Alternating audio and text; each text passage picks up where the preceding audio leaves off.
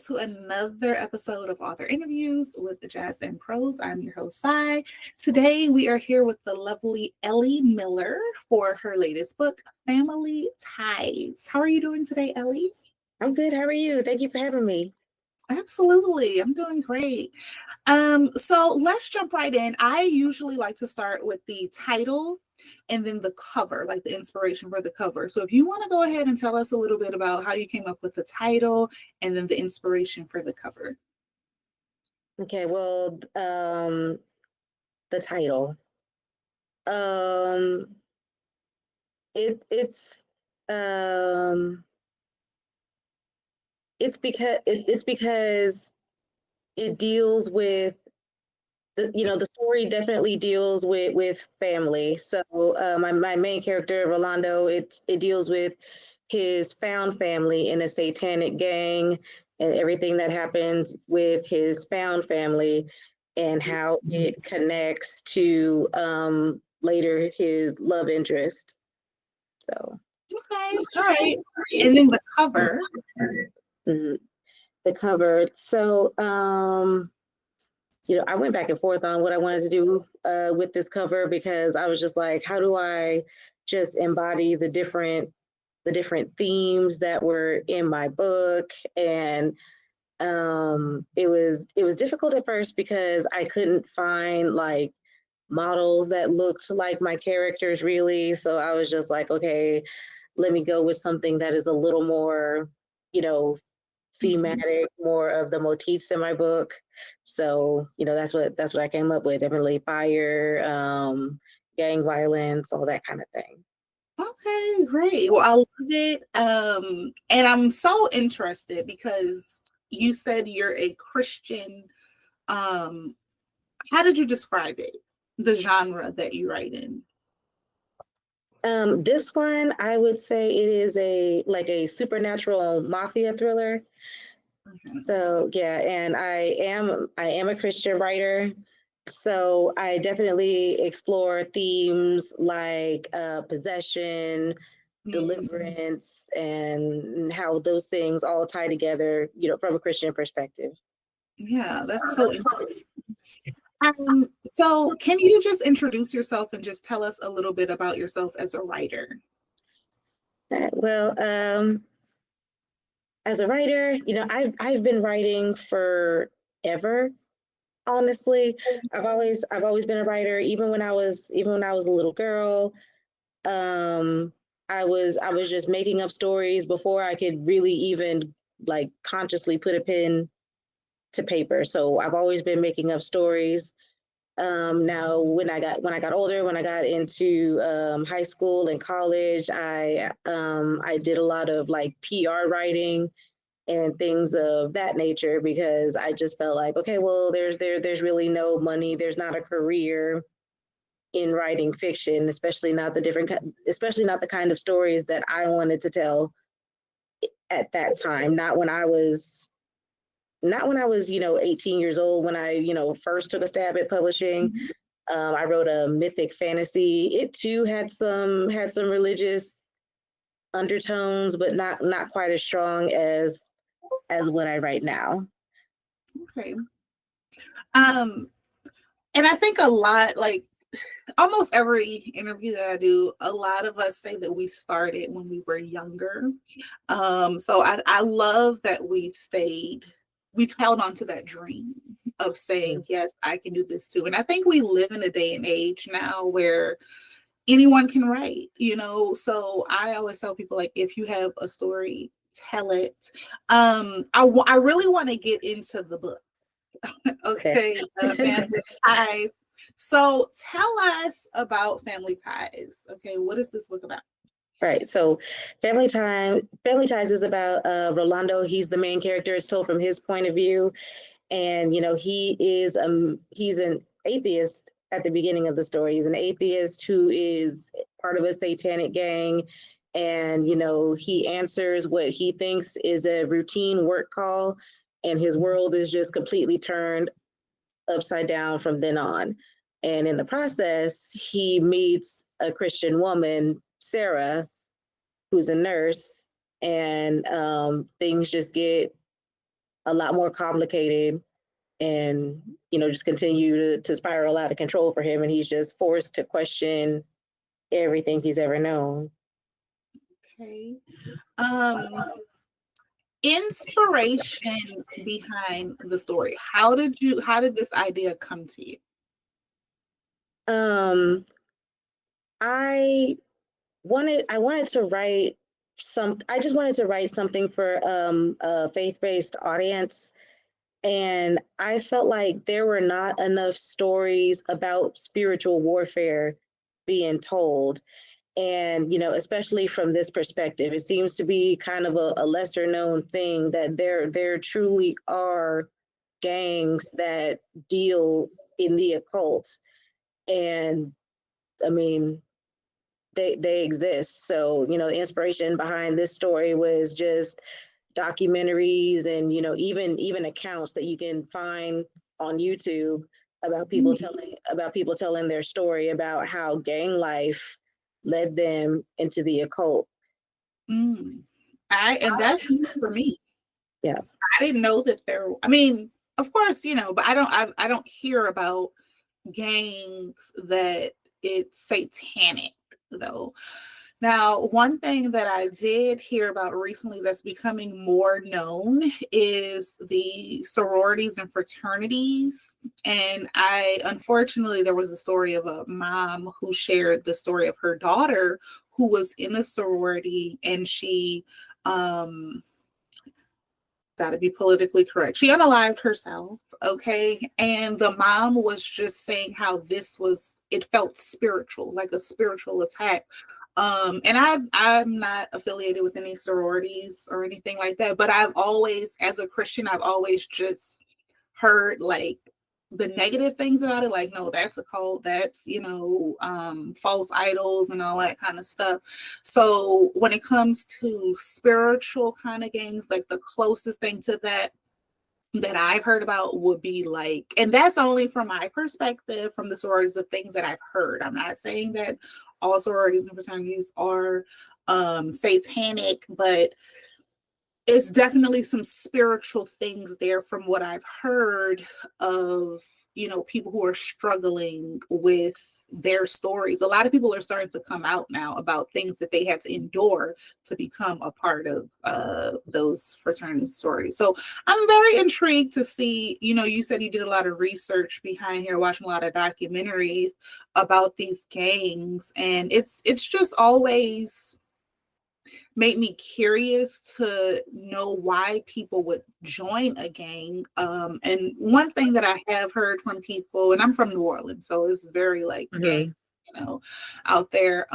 They're usually looking for a family. So I think Family's House is a great name. They're looking for a sense of community because they felt like maybe they were dealt a bad hand of cards in life, and then they find brotherhood or family, not only men, there's women too.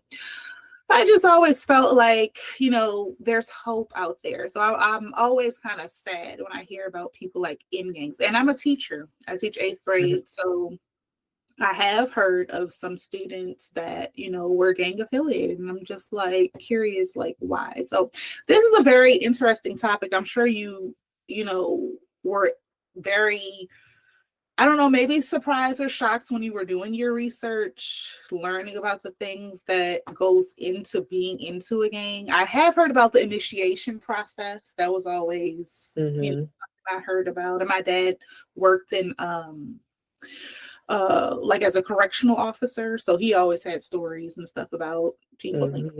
So yeah. I would say, what was the most challenging part for you writing Family Ties? I'd say the most challenging part was finding more information about like kind of the culture, the inner workings of it. Now, of course, I'm never going to know everything, but like there's so much actual like literature out there. Like I went on government websites, and there are articles that police officers and correctional officers have written about things like slang and jargon that these people use to communicate with one another. In documentaries that I've seen, they even have their own sign language in prison to communicate with one another. And yeah, people get in these gangs most of the time because they're looking for a family. A lot of times they're impoverished. They don't really have families of their own. And this, my main character is Hispanic, and I did base this gang culture very, very loose, pretty closely about a gang that is mostly Hispanic, that deals with the occult. And but even in Black culture, you have the Crips and the Bloods. They call it what Crips call each other cuz, Bloods call each other blood, and they're just establishing like this family dynamic even in their speech. They're trying to convince you, at least, that you're one of us and you're our family and we got you. And well,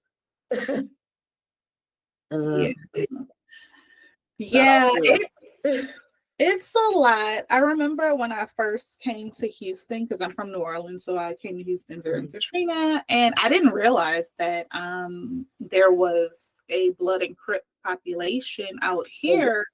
And I was in high school, and I was, in class, new. And there was a guy in class, and I was telling him, like, I had cousins that had already, been at that school before we got there.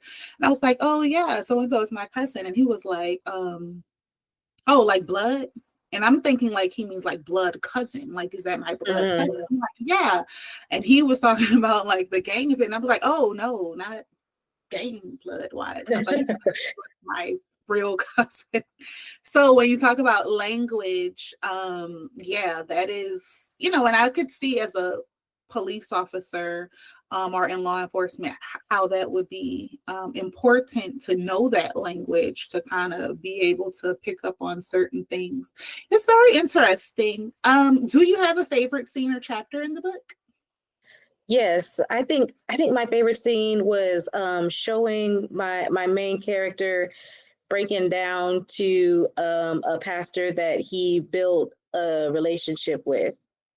And it's because, just in literature, I don't, at least, I don't usually see men being vulnerable like that. This man is feeling guilty, and he just completely loses it, and he completely breaks down. And it's just that, somebody like him, who's a hardened criminal, feeling the weight of his decisions and the repercussions of those decisions, and being vulnerable with another man, an older man, without judgment, without being told to man up or anything like that. And I just really think that we need to see more of that. Being vulnerable, being able to emote does not make anybody less of a man. Yeah, I agree. I definitely agree. And I can only imagine, as a criminal, surrendering to forgiving yourself, you would have to have, I would assume, a lot of guilt for the things that you've done. If you were a true criminal, like, doing all of the bad things that, supposedly criminals do, that would be hard. And some of them maybe feel like, why stop? Like, I can't be redeemed. So I think it's really great for this book, to put that message out there that you can redeem yourself. There's redemption. I think it would be really good. Have you thought about putting it in like prisons or jails? I've thought about it. Yeah. That's a process from what I hear. Is it? Okay. Yeah. And I think it's, it's needed. Or even just like places, I think as an author, It's the next slide. When it comes to the writing and publishing journey, you know, we write the book and then now we have to actually get it out there. So I think based on genre and like what your story is about, that's a whole nother process. If you're, you know, an indie author or self-publishing, you don't have a publisher to do all the work for you, it's finding where your target audience would be. So I think like for this book, where are some places you think that, of course we want everybody to read our book, but where are some places you think would thrive? Like if they putting your book in this type of place where these people are, like where do you think that will be good places to put your book?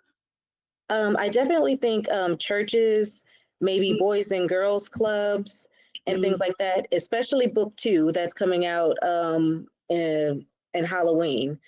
But yeah, because you know, my books obviously aren't for like mid-grade and below, because you know it's pretty gritty.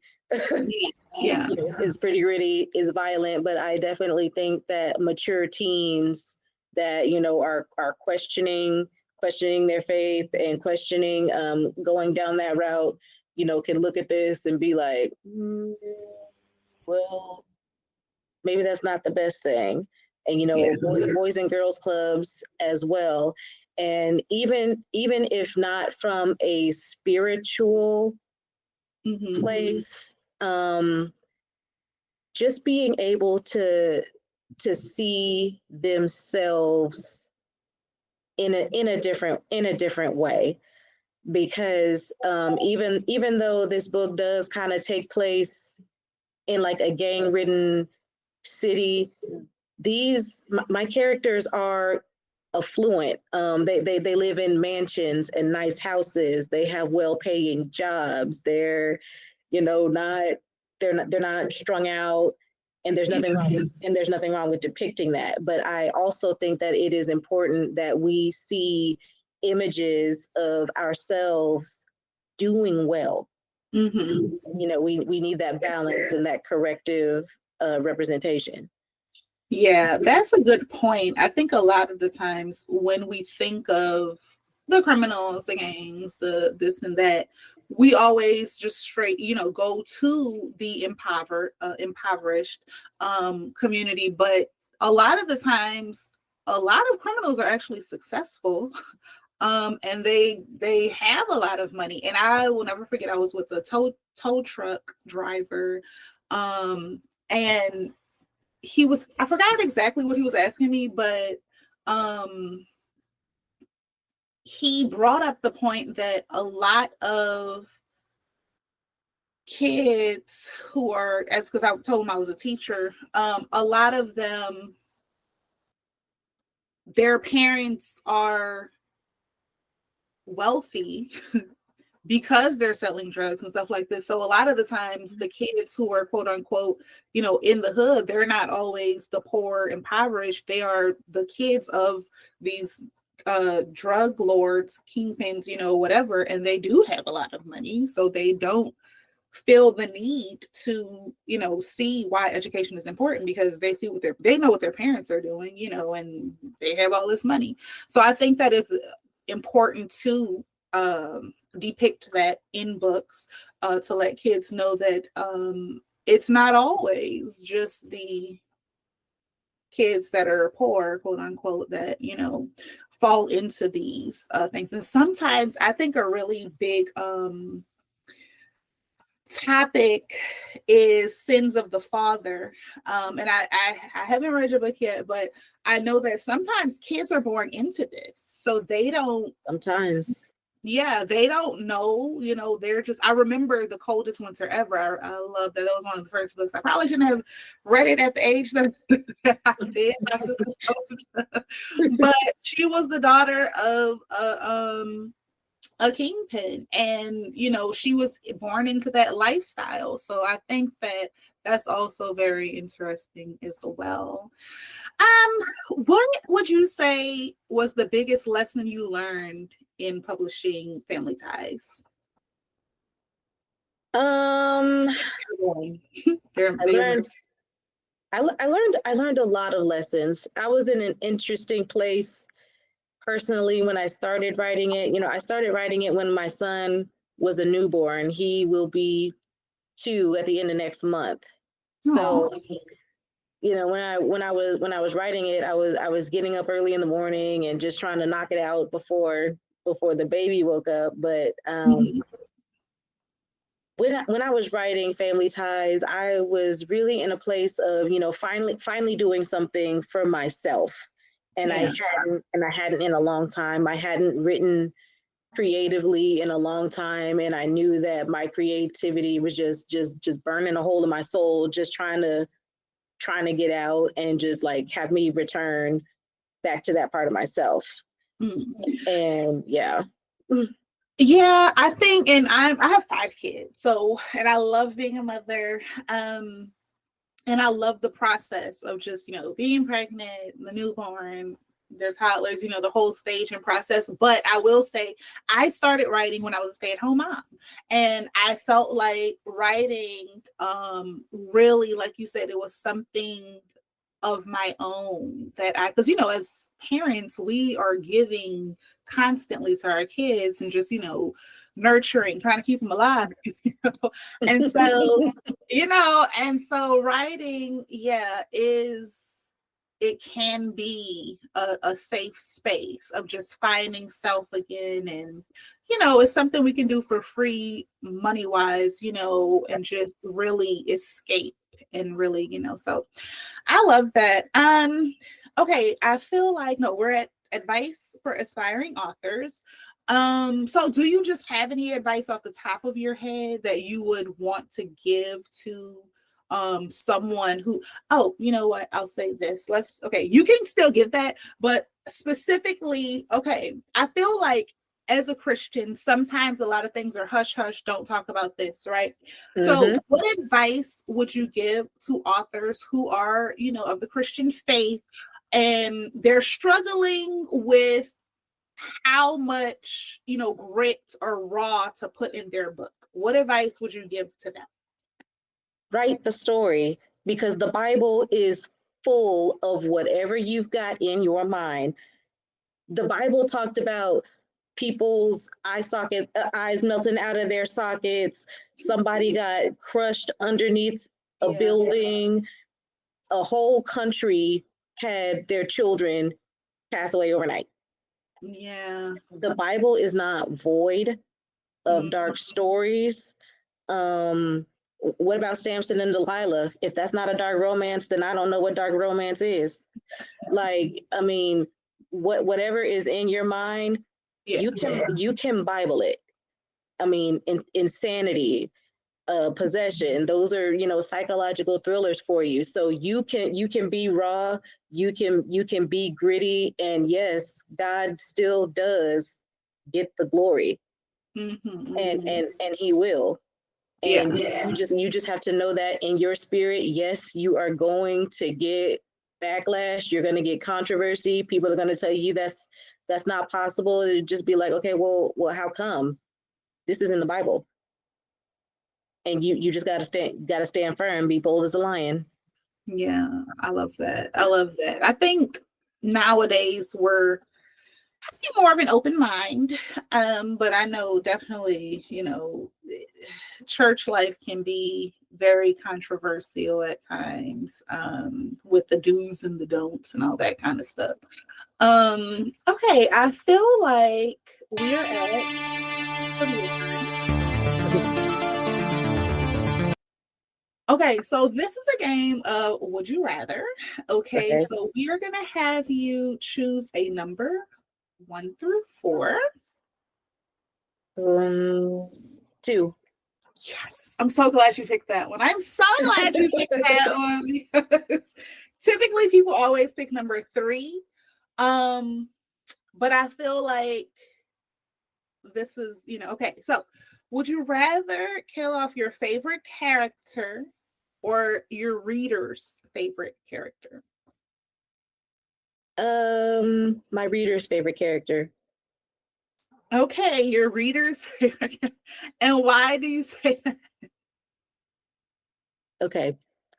So I had a live reading on TikTok a Mhm. couple months ago, and it was a chapter from a book that I have not published yet because I haven't finished writing it.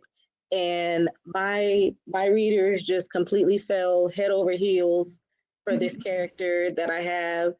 And what they don't know is I have already killed him off in my mind. So I'm sorry, y'all. Okay. Oh Um, my God, we got an exclusive. Yeah, but you know what? I think, you know, it's a win-win because now people are gonna be talking about that and be like, so I think, and plus, I kind of this is a hard one. Of your favorite because you're the one who's has to be inspired to keep it going. So yeah. you can always create another character that is maybe kind of resembles them a little bit. So that's okay. That's interesting. Okay, we're on our final slide. So what is next for you, Ellie? What is next for me? Well, I started a coaching arm of my business actually, Okay. focus more on strategies. But I am releasing book 2 in Halloween, and I'm also working on a project that is like it's really special to me. Mhm. It's called Black Indie, so it's a distribution guide. It's a directory of Black owned booksellers, bookstores, subscription boxes, gift shops, all the works. But even more than being a directory, it's also it also has a glossary of industry terms. I'm trying to source interviews, and just I see it as just closing the gap, Yeah. because a lot of indie authors are struggling to get on shelves, and they're like, what do I do? And these bookstores claim to favor indie authors, but they're limited with their shelf space and their budget. So I'm just like, okay, how can we bridge the gap and make authors better distribution partners to the bookstores that they partner with, and just get that information to them so that everybody wins, and the publishing industry is just a better space for us all. Yeah. I think that's very important. Not only I'm glad you're doing the directory because we're in a day and age where people want other options than the major retailers. And having a place for them to go to flip through, kind of like we had the yellow pages back then, and maybe it's digital, to show them that, hey, you can go here. But I also think it's important to people have to start creating and really getting it out there so people know instead of going here, you can go here, and people actually supporting that and actually putting their books there. And it's one step at a time. I think, if we look at how we have um, in politics right now, they're trying to get everything manufactured in the US versus other countries. I think similarly here in the publishing world, it's what people don't realize with manufacturing in the US, that's going to be a process. That's going to take time in order Right. for, to build those factories and to get people to have jobs. That's years of a process. So I think how you're doing the directory, people who, if they feel as though they are, not getting that shelf space, it's time to start really finding alternatives and building those and taking, saying, okay, I know this might take a couple of years, but if we don't start, the longer it's going to take for people to actually recognize it and start actually being successful through these new alternatives. So I'm excited that you're coming up with, you said it's called Black Indie. Mm-hmm. Yeah, so definitely keep us updated with that. Come back when you're ready to talk about that and push it out, because the more we talk about it, the more people will know about it. So Family Ties, guys, it's out now. So Ellie, tell us where people can go to find your book. It's on my website, pinkpansypublishing.com. It's on Amazon and Barnes and Noble. So Okay. that's where you can find that one. Okay, great. And then also, if people want to keep up with you specifically or your company, do you have any social media pages that they can find you? Yes. So Facebook, TikTok, both at Pink Pansy Publishing. I'm on YouTube as well at Pink Pansy Publishing. So if you follow me on TikTok, you get the live readings. So I think I remember you saying that at the on the webinar, and because I deleted TikTok when they did that whole ban thing. I said they don't have to go back and forth now. Are we keeping it or are we deleting it? But you said that it's very successful with the live reading, so I might have to go back and get that account to do that. But we definitely thank you, Ellie, for stopping by to share with us your amazing book, Family Ties, which covers so many important themes. So guys, definitely go check that out. Come back anytime. And we thank you for coming by, stopping by Jazz Prose to share with us the hard work that you've put out here. Awesome. Thank you for having me.